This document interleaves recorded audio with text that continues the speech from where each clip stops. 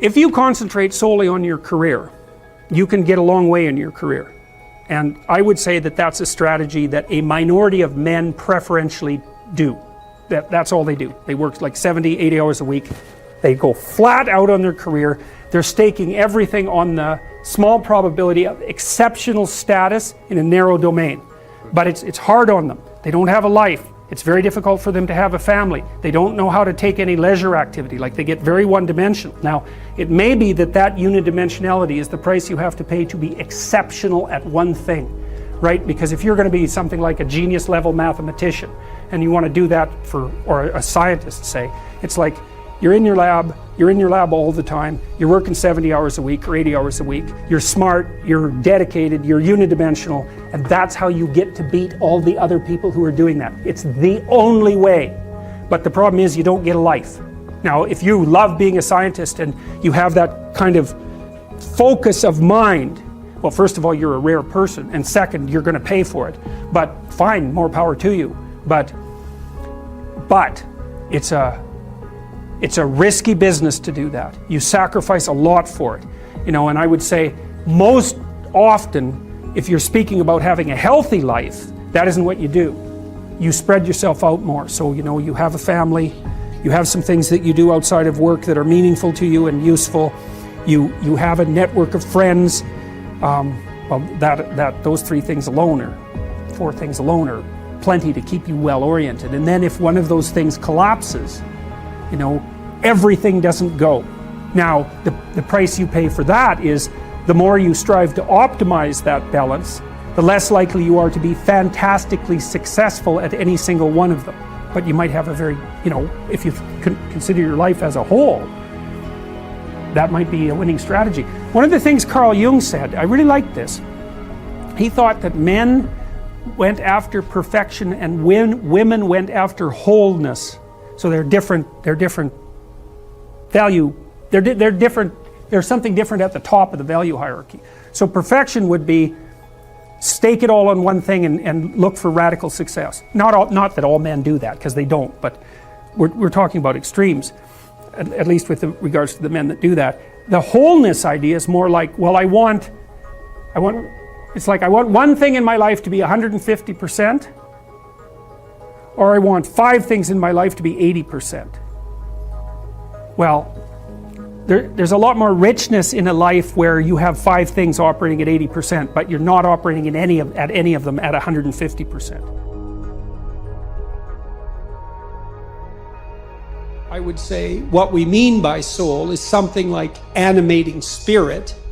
And you might say, well, what's a spirit? And well, that's actually rather easy to answer. So when a child of 4 is playing house, let's say when a child of 4 is playing house, she acts out the role of the mother. But acting out, that's a strange thing, right? Because she doesn't literally duplicate in her actions or her perceptions in the game what she observed her mother literally doing. So for example, she didn't go into her mother's bedroom when her mother awoke and watched her turn her head in a particular way to awaken and count the number of blinks so that she could mimic that in her play. And you think that's absurd, but it's not absurd if it's just mimicry. It's not. It's unbelievably sophisticated.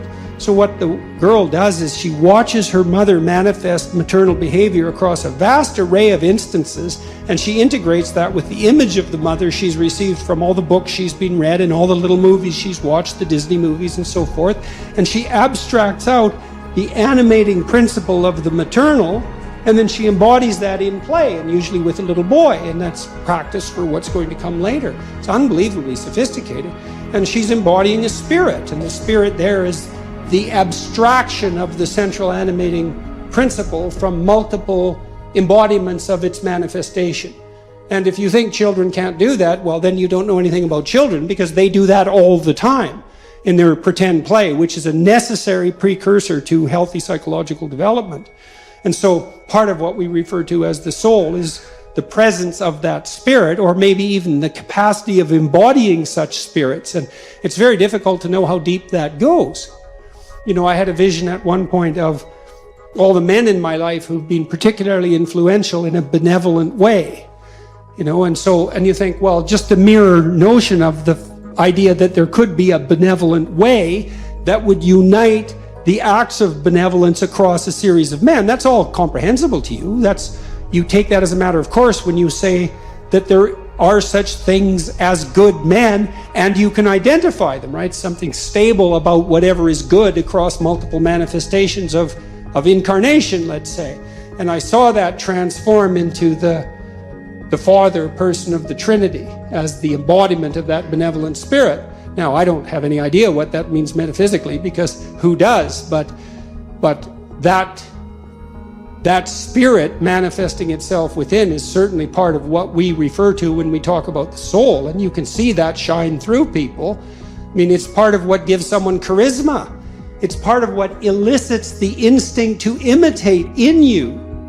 You know, when you see that even in simple things, when you see a remarkable athlete do something incredibly athletic to put the soccer ball, the football ball through the net, to score the goal, and everybody leaps to their feet in celebration of that, well, that's a celebration of the divine capacity to hit the target dead on. And it grips you at such a low level, way down inside your soul, that you're compelled to your feet to cheer, and you don't even know what you're doing. But you enjoy it, that's for sure. And that enjoyment is also a sign of the depth and utility of that response. You see this in all the things that people do that are, so-called popular entertainment. It's unbelievably sophisticated. The soul is participating in that in the fullest extent. And, you can say, well, there's no necessary use for the religious terminology. It's like, well, until you come up with a better word, there's plenty of use for it, because it's a very complex and deep phenomena. And to, just cast it into the realm of superstition in some casual manner it's just not helpful. Not in any possible. It's not helpful scientifically. It's not helpful ethically. It's not helpful existentially. Try treating someone for a while as if they don't have a soul.